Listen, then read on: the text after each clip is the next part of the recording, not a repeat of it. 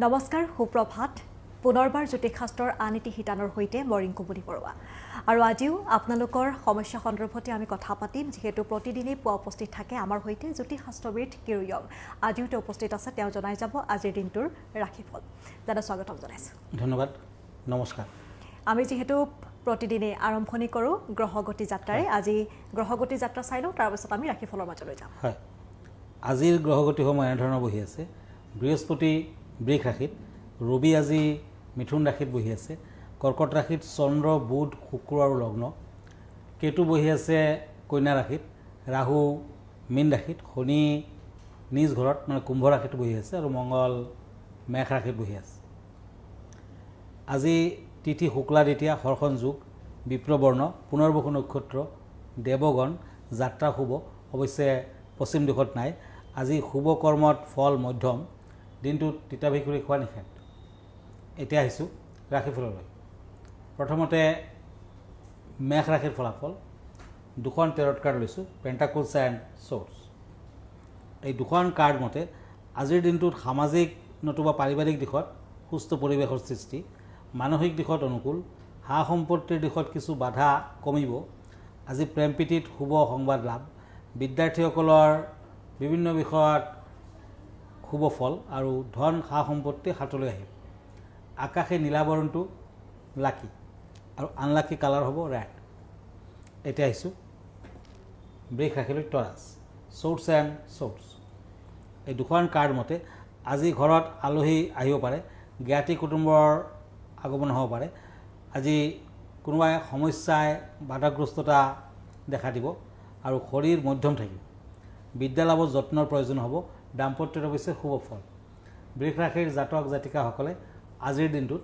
অন্ধজনক দান ধ্যান কৰক এতিয়া আহিছোঁ মিথুন ৰাশিলৈ জেমিনি পেণ্টাকলছ এণ্ড পেণ্টাকলছ আজি য়েলো কালাৰটো শুভ আনলাকি কালাৰ হ'ব গোলাপীয়া যিকোনো কামত আগবঢ়াৰ আগত ভাবি চিন্তি ল'ব ব্যৱসায় বাণিজ্যত জড়িত ব্যক্তিসকলে আজি উন্নতি লভিব দিনৰ 12 বজালৈ সৰু সুৰা সমস্যাই দেখা দিব পাৰে তামৰ আঙুঠি পিন্ধক ভাল হ'ব প্ৰেম প্ৰীতিত সুখ আজি বিদ্যাত ব্যস্ততা বৃদ্ধি এতিয়া আহিছোঁ কৰ্কট ৰাশিলৈ কেঞ্চাৰ পেণ্টাকলছ এণ্ড ছৰ্ডছ এই দুখন কাৰ্ড মতে বহুদিনৰ পৰা পাবলগীয়া ধন সা সম্পত্তি হাতলৈ আহিব পাৰে পাৰিবাৰিক দিশত সুখ শান্তি কৰ্মব্যস্ততা বৃদ্ধি পাব বন্ধু বান্ধৱীৰ পৰা সহায় সহানুভূতি বগা কালাৰটো লাকি কালাৰ আজি আনলাকি কালাৰ হ'ব গ্ৰীণ কালাৰ দাদা আমি পৰৱৰ্তী ৰাশিফলৰ মাজলৈ যাম এখন আমি পত্ৰ এইখিনিতে লৈ লৈছোঁ পত্ৰখন জিতেন গোস্বামী নামৰ এজনে প্ৰেৰণ কৰিছে তেওঁ লিখিছে যে তেওঁলোকৰ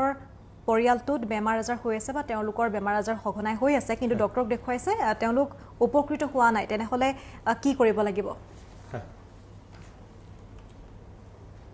আচলতে বেমাৰ হ'লেতো ডাক্তৰ দেখাবই লাগিব কিন্তু কেতিয়াবা দেখা যায় যে বহুত দিনৰ পৰা বেমাৰ চলিছে দৰৱো খাই আছে কিন্তু বেমাৰীজন ভাল পোৱা নাই ইয়াৰ আন এটা কাৰণ থাকিব পাৰে যদি কিবা পাপগ্ৰহৰ দশা চলিছে নতুবা অশুভ গ্ৰহৰ গোচৰত আপোনাৰ ওপৰত অশুভ প্ৰভাৱ চলিছে তেতিয়া কিন্তু বেমাৰ আজাৰ লাগিয়ে থাকিব আৰু আপোনাৰ পৰিয়ালত যদি তেনেকুৱা ব্যক্তি আছে সুস্থ হৈ উঠা নাই তেতিয়া এটা কাম কৰিব পাৰে আপোনাৰ নিজৰ ক্ষেত্ৰত বা আনৰ ক্ষেত্ৰতো আপুনি এখিলামান পাণ গোলাপ ফুল অলপ বাতাচা পাণখনৰ ওপৰত ৰাখি থ'ব আৰু বেমাৰী মানুহজনৰ মূৰৰ চাৰিওফালে 21 বাৰমান আপুনি ঘূৰাই ল'ব তাৰপাছত সেই বস্তুখিনি এটা দেৱী মন্দিৰত আগবঢ়াই আহিব দক্ষিণাৰ সৈতে তেতিয়া চাব লাহে লাহে ৰোগীৰ অৱস্থাৰ পৰিৱৰ্তন ঘটিব কিন্তু মনত ৰাখিব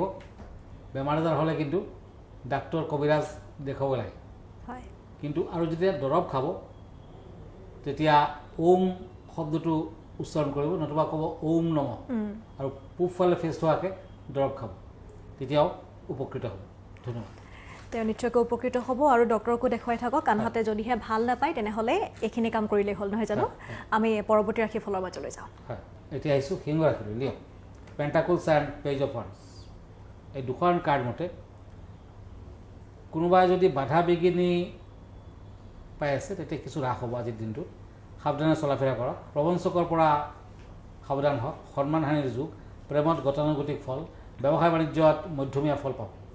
আজি অৰেঞ্জ কালাৰ লাকি কালাৰ, আনলাকি কালাৰ হ'ব বগা হোৱাইট। এতিয়া আহিছোঁ কন্যা ৰাশিলৈ, কাপছ এণ্ড পেণ্টাকলছ। এই দুখন কাৰ্ড মতে সমগ্ৰ দিনটো আপোনাৰ বাবে ভাল আৰু উৎসাহজনক হ'ব। আজি নভবাকৈ কোনোবা কিবা কথাত একো মন্তব্য নিদিব। শাৰীৰিক আৰু পাৰিপাৰ্শ্বিক অৱস্থা প্ৰায় অনুকূল। আজি প্ৰেম প্ৰীতিত শুভ ফল, ভ্ৰমণত শুভ, বিদ্যাত বাধা আছে। ব্লেক কালাৰ লাকি, আনলাকি কালাৰ হ'ব য়াল। এতিয়া হওক তুলা ৰাশিলৈ, লিব্ৰা, ওৱান্স এণ্ড ওৱান্স। এই দুখন কাৰ্ড মতে ঘৰুৱা পৰিৱেশ সুস্থ থাকিব। সাংস্কৃতিক কৰ্মত জড়িত হৈ থকাসকলে আজি উৎসাহ পাব। বুদ্ধিৰে লোৱা সিদ্ধান্তত বিফল হ'ব পাৰে। আৰ্থিক দিশত দুশ্চিন্তাৰ কাৰণ নাই। প্ৰেমত শুভ ফল পাব। আজি দান ধ্যান কৰক, গেৰুৱা বৰণটো ইউজ কৰক। আনলাকি কালাৰ হ'ব বেঙুনীয়া। এতিয়া হওক বৃশ্চিক ৰাশিলৈ, স্কৰপিঅ', ছৰ্ডছ এণ্ড পেণ্টাকলছ। এই দুখন কাৰ্ড মতে টকা পইচা ব্যয় হোৱাৰ সম্ভাৱনা। সামাজিক তথা সাংস্কৃতিক দিশত মতামতৰ বাবে সক্ৰিয় সমৰ্থন পাব। পঢ়াত মনোযোগ দিব লাগিব। দাম্পত্যত কিছু বাধা আছে। আজি বিয়া বাৰুৰ ক্ষেত্ৰত বাধা আছে। ক্ৰীম বৰণটো লাকি, আনলাকি কালাৰ হ'ব বেঙুনীয়া। আমি আনকেইটা ৰাশিফলৰ মাজলৈ যাম, যিহেতু প্ৰতিদিনে খুব সুন্দৰ সুন্দৰ একোটিকৈ বিষয় থাকেই। আজি কেনেধৰণৰ বিষয় আছে? আজিৰ বিষয়টো হৈছে ব্লু কালাৰ, নীলা বৰণ। গতিকে এতিয়া নীলা বৰণৰ বিষয়ে দুএষাৰ ক'ম। কিন্তু আমি মানে জনাত আচলতে বৃহস্পতি গ্ৰহটোৰ কালাৰ হৈছে য়ালো নতুবা অৰেঞ্জ কালাৰ। কিন্তু বৃহস্পতি গ্ৰহটোৱে ব্লু কালাৰটো ভাল পায়, নীলা বৰণটো ভাল পায়, নতুবা আল্ট্ৰাভায়োলেট কালাৰটো ভাল পায়। গতিকে আজি নীলা বৰণৰ বিষয়ে দুই এষাৰ। নীলা ৰং, নীলা ৰং গুৰু বৃহস্পতিৰ। মনোবিজ্ঞান অনুসৰি নীলা ৰং শক্তি আৰু বীৰ মনোভাৱৰ প্ৰতীক। নীলা ৰং বেছিকৈ ব্যৱহাৰ কৰিলে শ্ৰীৰাম আৰু শ্ৰীকৃষ্ণৰ দৰে বুদ্ধি আৰু সাহস বাঢ়ে। শ্ৰীৰামচন্দ্ৰ আৰু শ্ৰীকৃষ্ণ উভয়ৰ জীৱনে মানৱতা ৰঙা। দানৱৰ বিৰুদ্ধে যুদ্ধ কৰোঁতেই জীৱন কাটি গৈছে। উভয়ৰে শৰীৰৰ ৰং নীলা আছিল। উদ্যোগিক ব্যক্তিসকলে নীলা ৰং বেছিকৈ ব্যৱহাৰ কৰিলে ভাল ফল পাব। নীলা ৰঙৰ পোছাক ধাৰণ কৰিলে নিজৰ ইন্দ্ৰিয়ক নিয়ন্ত্ৰণ কৰিবলৈ সমৰ্থ হয়।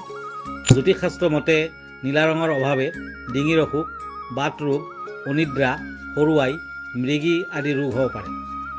এই ৰং ব্যৱহাৰ কৰিলে বৃহস্পতি সন্তুষ্ট হয়।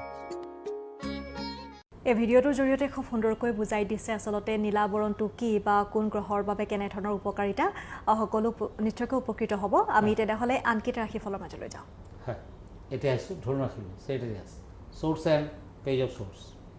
দিনটোৰ আৰম্ভণিৰ পৰা ক্ৰমে ভাললৈ আহিব। আজি মনটো বৰ ভাল লাগি নাথাকিব। আজি পঢ়া শুনাত মনোযোগ বৃদ্ধি কৰক। আজি জ্ঞাতি কুটুম্বৰ লগত ভাল। প্ৰেমিক প্ৰেমিকাসকলৰ সংঘাতৰ সম্ভাৱনা। আজিৰ দিনটোত ধনুৰাশিৰ জাতক জাতিকাসকলে য়েলো কালাৰৰ ফ্ৰুটছ দেৱী বগলাৰ মন্দিৰত আগবঢ়াক, ভাল হ'ব। Lucky colour blue and yellow, unlucky colour হ'ব গ্ৰীণ। এতিয়া আহিছোঁ মকৰ ৰাশিলৈ, Capricorn, Pentacles and Knight of ওৱান্স। এই দুখন কাৰ্ড মতে দিনটোত সৰু সুৰা চিন্তা থাকিব, যি আপোনাক ভাগৰুৱা কৰিব পাৰে। কৰ্মৰ ক্ষেত্ৰত বাধা আছে। দাম্পত্যত মধ্যম পৰিৱেশ দেখা যায়। আজি পঢ়া শুনাৰ দিশত মধ্যম ফল, অৱশ্যে সুনাম অৰ্জন কৰিব পাৰিব। লোভ কমাওক, শত্ৰু পৰাভূত হ'ব। আজিৰ দিনটোত আকাশী নীলা বৰণটো লাকি, আনলাকি কালাৰ হ'ব মেৰুণ কালাৰ।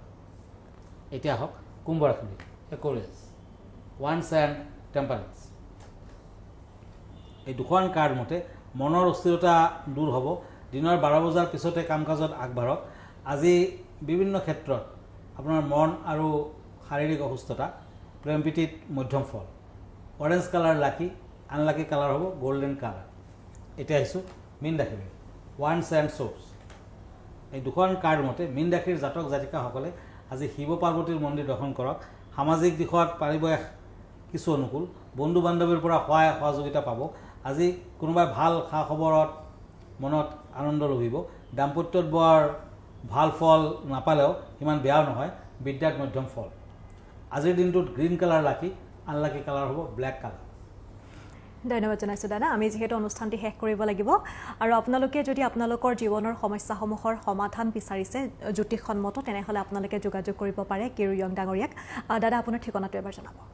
হয়, আমাৰ ঠিকনা astrologer Kiru Yang, Ratnakuber gems and jewellery Manipuri Basti Guwahati 7 আমাৰ ফোন নাম্বাৰটো হ'ল 8822911171 আৰু আমাৰ ইমেইল এড্ৰেছটো হ'ল kiroyangastrologer@kiroyang.com ধন্যবাদ নমস্কাৰ আৰু এইখিনিতে অনুষ্ঠানটিৰ পৰা মই ৰিংকুমণি বৰুৱাই বিদায় লৈছোঁ।